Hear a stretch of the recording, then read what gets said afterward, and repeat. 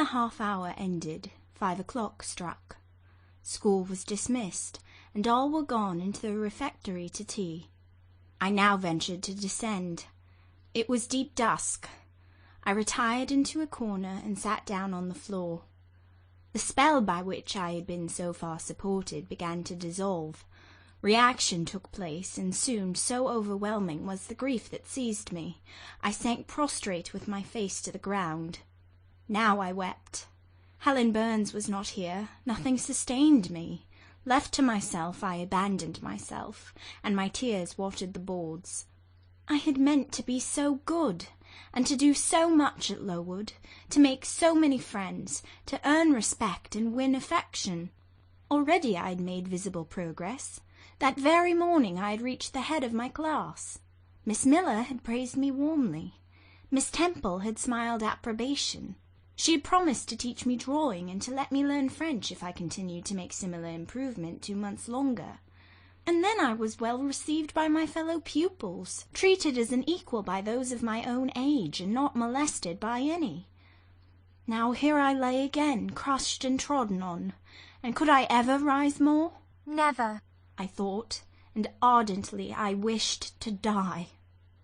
While sobbing out this wish in broken accents, someone approached. I started up. Again Helen Burns was near me. The fading fires just showed her coming up the long vacant room. She brought my coffee and bread. "Come, eat something," she said, but I put both away from me, feeling as if a drop or a crumb would have choked me in my present condition. Helen regarded me, probably with surprise. I could not now abate my agitation, though I tried hard. I continued to weep aloud. She sat down on the ground near me, embraced her knees with her arms, and rested her head upon them. In that attitude she remained silent as an Indian. I was the first who spoke. "Helen, why do you stay with a girl whom everybody believes to be a liar?" "Everybody, Jane? Why, there are only 80 people who have heard you called so, and the world contains hundreds of millions." "But what have I to do with millions? The 80 I know despise me." "Jane, you are mistaken. Probably not one in the skill either despises or dislikes you. Many, I'm sure, pity you much." "How can they pity me after what Mr. Brocklehurst has said?" "Mr. Brocklehurst is not a god, nor is he even a great and admired man. He is little like her. He never took steps to make himself liked. Had he treated you as an especial favourite, you would have found enemies, declared or covert, all around you. As it is, the greater number would offer you sympathy if they dared. Teachers and pupils may look coldly on you for a day or two, but friendly feelings are concealed in their hearts, and if you persevere in doing well, these feelings will ere long appear, so much the more evidently for the temporary suppression. Besides, Jane—" She paused. "Well, Helen," said I, putting my hand into hers. She chafed my fingers gently to warm them, and went on. "If all the world hated you, and believed you wicked, while your own conscience approved you, and absolved you from guilt, you would not be without friends." "No, I know I should think well of myself, but that is not enough. If others don't love me, I would rather die than live. I cannot bear to be solitary and hated, Helen. Look here. To gain some real affection from you, or Miss Temple, or any other whom I truly love, I would willingly submit to have the bone of my arm broken, or to let a bull toss me, or to stand behind a kicking horse and let it dash its hoof at my chest." "Hush, Jane. You think too much of the life of human beings. You are too impulsive, too vehement. The sovereign hand that created your frame, and put life into it, has provided you with other resources than your feeble self, or than creatures feeble as you. Besides this earth, and desires to raise up men, there is an invisible world and a kingdom of spirits. The world is round us, for it is everywhere, and those spirits watch us, for they are commissioned to guide us, and if we were dying in pain and shame, if scorn smote us on all sides, and hatred crushed us, angels see our tortures, recognize our innocence, if innocent we be, as I know you are of this charge, which Mr. Brocklehurst has weakly and pompously repeated, as second hand from Mrs. Reed, for I read the sincere nature in your ardent eyes, and in your clear front. And God waits only the separation of spirit from flesh to crown us with full reward. Why then should we ever sink overwhelmed with distress? Our life is so soon over, and death is so certain an entrance to happiness, to glory. I was silent. Helen had calmed me, but in the tranquillity she imparted there was an alloy of inexpressible sadness. I felt the impression of woe as she spoke, but I could not tell whence it came, and when, having done speaking, she breathed a little fast and coughed a short cough, I momentarily forgot my own sorrows to yield to a vague concern for her. Resting my head on Helen's shoulder, I put my arms round her waist. She drew me to her, and we reposed in silence. We had not sat long thus when another person came in. Some heavy clouds, swept from the sky by a rising wind, had left the moon bare, and her light, streaming in through a window near, shone full both on us and on the approaching figure, which we at once recognized as Miss Temple. "I came on purpose to find you, Jane Eyre," said she. "I want you in my room, and as Helen Burns is with you, she may come too." We went. Following the superintendent's guidance, we had to thread some intricate passages and mount a staircase before we reached her apartment. It contained a good fire and looked cheerful. Miss Temple told Helen Burns to be seated in a low armchair on one side of the hearth, and herself taking another, she called me to her side. "Is it all over?" she asked, looking down at my face. "Have you cried your grief away?" I am afraid I never shall do that. "Why?" Because I have been wrongly accused. And you, ma'am, and everybody else will now think me wicked. "We shall think you what you prove yourself to be, my child. Continue to act as a good girl, and you will satisfy us." Shall I, Miss Temple? "You will," said she, passing her arm round me. "And now tell me, who is the lady whom Mr. Brocklehurst called your benefactress?" Mrs. Reed, my uncle's wife. My uncle is dead, and he left me to her care. "Did she not then adopt you of her own accord?" No, ma'am. She was sorry to have to do it, but my uncle, as I have often heard the servants say, got her to promise before he died that she would always keep me. "Well now, Jane, you know, or at least I will tell you, that when a criminal is accused he is always allowed to speak in his own defence. You have been charged with falsehood. Defend yourself to me as well as you can. Say whatever your memory suggests is true, but add nothing and exaggerate nothing." I resolved in the depth of my heart that I would be most moderate, most correct, and having reflected a few minutes in order to arrange coherently what I had to say, I told her all the story of my sad childhood. Exhausted by emotion, my language was more subdued than it generally was when it developed that sad theme, and mindful of Helen's warnings against the indulgence of resentment, I infused into the narrative far less of gall and wormwood than ordinary. Thus restrained and simplified, it sounded more credible. I felt as I went on that Miss Temple fully believed me. In the course of the tale I had mentioned Mr. Lloyd as having come to see me after the fit, for I never forgot the, to me, frightful episode of the Red Room, in detailing which my excitement was sure in some degree to break bounds, for nothing could soften in my recollection the spasm of agony which clutched my heart when Mrs. Reed spurned my wild supplication for pardon, and locked me a second time in the dark and haunted chamber. I had finished. Miss Temple regarded me a few minutes in silence. She then said, "I know something of Mr. Lloyd. I shall write to him. If his reply agrees with your statement, you shall be publicly cleared from every imputation. To me, Jane, you are clear now." She kissed me, and still keeping me at her side, where I was well contented to stand, for I derived a child's pleasure from the contemplation of her face, her dress, her one or two ornaments, her white forehead, her clustered and shining curls, and beaming dark eyes. She proceeded to address Helen Burns. "How are you to-night, Helen? Have you coughed much to-day?" Not quite so much, I think, Mum. "And the pain in your chest?" It is a little better. Miss Temple got up, took her hand, and examined her pulse. Then she returned to her own seat. As she resumed it, I heard her sigh low. She was pensive a few minutes, then rousing herself, she said cheerfully, "But you two are my visitors to-night. I must treat you as such." She rang her bell. "Barbara," she said to the servant who answered it, "I have not yet had tea.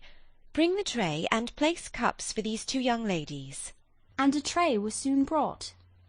How pretty to my eyes did the china cups and bright teapot look, placed on the little round table near the fire. How fragrant was the steam of the beverage and the scent of the toast, of which, however, I, to my dismay, for I was beginning to be hungry, discerned only a very small portion. Miss Temple discerned it too. "Barbara," said she, "can you not bring a little more bread and butter? There is not enough for 3. Barbara went out. She returned soon. "Madam, Mrs. Arden says she has sent up the usual quantity." Mrs. Harden, be it observed, was the housekeeper, a woman after Mr. Brocklehurst's own heart, made up of equal parts of whalebone and iron. "Oh, very well," returned Miss Temple. "We must make it do, Barbara, I suppose." And as the girl withdrew, she added, smiling, "Fortunately, I have it in my power to supply deficiencies for this once." Having invited Helen and me to approach the table, and placed before each of us a cup of tea, with one delicious but thin morsel of toast, she got up, unlocked a drawer, and taking from it a parcel wrapped in paper, disclosed presently to our eyes a good-sized seed-cake. "I meant to give each of you some of this to take with you," said she, "but as there is so little toast, you must have it now." and she proceeded to cut slices with a generous hand. We feasted that evening as on nectar and ambrosia, and not the least delight of the entertainment was the smile of gratification with which our hostess regarded us as we satisfied our famished appetites on the delicate fare she liberally supplied. Tea over and the tray removed, she again summoned us to the fire. We sat one on each side of her, and now a conversation followed between her and Helen, which it was indeed a privilege to be admitted to hear. Miss Temple had always something of serenity in her air, of state in her mien, of refined propriety in her language, which precluded deviation into the ardent, the excited, the eager, something which chastened the pleasure of those who looked on her and listened to her by a controlling sense of awe. And such was my feeling now, but as to Helen Burns I was struck with wonder. The refreshing meal, the brilliant fire, the presence and kindness of her beloved instructress, or perhaps more than all these, something in her own unique mind had roused her powers within her. They woke, they kindled. First they glowed in the bright tint of her cheek, which till this hour I had never seen but pale and bloodless. Then they shone in the liquid lustre of her eyes, which had suddenly acquired a beauty more singular than that of Miss Temple's, a beauty neither of fine colour, nor long eyelash, nor pencilled brow, but of meaning, of movement, of radiance. Then her soul sat on her lips, and language flowed, from what source I cannot tell. Has a girl of 14 a heart large enough, vigorous enough, to hold the swelling spring of pure, full, fervid eloquence? Such was the characteristic of Helen's discourse on that, to me, memorable evening. Her spirit seemed hastening to live within a very brief span as much as many live during a protracted existence. They conversed of things I had never heard of nations in times past, of countries far away, of secrets of nature discovered or guessed at. They spoke of books, how many they had read, what stores of knowledge they possessed. Then they seemed so familiar with French names and French authors.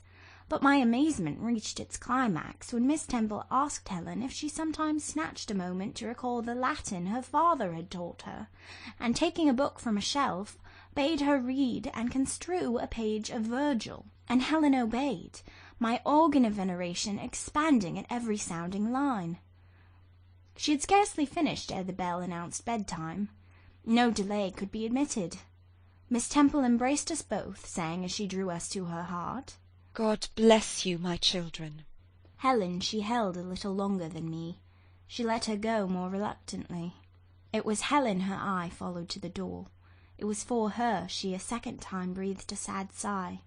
For her she wiped a tear from her cheek. On reaching the bedroom we heard the voice of Miss Scatcherd. She was examining drawers. She had just pulled out Helen Burns's, and when we entered, Helen was greeted with a sharp reprimand, and told that tomorrow she should have 6 of untidily folded articles pinned to her shoulder. "My things were indeed in shameful order," murmured Helen to me in a low voice. "I intended to have arranged them, but I forgot." Next morning Miss Scatcherd wrote in conspicuous characters on a piece of pasteboard the word "slattern," and bound it like a phylactery round Helen's large, mild, intelligent, and benign-looking forehead. She wore it till evening, patient, unresentful, regarding it as a deserved punishment. The moment Miss Scatcherd withdrew after afternoon school, I ran to Helen, tore it off, and thrust it into the fire. The fury of which she was incapable had been burning in my soul all day, and tears, hot and large, had continually been scalding my cheek, for the spectacle of her sad resignation gave me an intolerable pain at the heart. About a week subsequently to the incidents above narrated, Miss Temple, who had written to Mr. Lloyd, received his answer. It appeared that what he said went to corroborate my account. Miss Temple, having assembled the whole school, announced that inquiry had been made into the charges alleged against Jane Eyre, and that she was most happy to be able to pronounce her completely cleared from every imputation. The teachers then shook hands with me and kissed me, and a murmur of pleasure ran through the ranks of my companions. Thus relieved of a grievous load, I from that hour set to work afresh, resolved to pioneer my way through every difficulty. I toiled hard, and my success was proportionate to my efforts. My memory, not naturally tenacious, improved with practice. Exercise sharpened my wits. In a few weeks I was promoted to a higher class. In less than 2 months I was allowed to commence French and drawing. I learned the first 2 tenses of the verb être, and sketched my first cottage, whose walls, by the by, outrivalled in slope those of the Leaning Tower of Pisa, on the same day. That night, on going to bed, I forgot to prepare in imagination the Barmecide supper of hot roast potatoes, or white bread and new milk, with which I was wont to amuse my inward cravings. I feasted instead on the spectacle of ideal drawings which I saw in the dark, all the work of my own hands, freely pencilled houses and trees, picturesque rocks and ruins, Calliope-like groups of cattle, sweet paintings of butterflies hovering over unblown roses, of birds picking at ripe cherries, of wrens' nests enclosing pearl-like eggs wreathed about with young ivy sprays. I examined, too, in thought, the possibility of my ever being able to translate currently a certain little French story which Madame Pirot had that day shown me. Nor was that problem solved to my satisfaction ere I fell sweetly asleep. Well has Solomon said, "Better is a dinner of herbs where love is, than a stalled ox and hatred therewith." I would not now have exchanged Lowood with all its privations for Gateshead and its daily luxuries.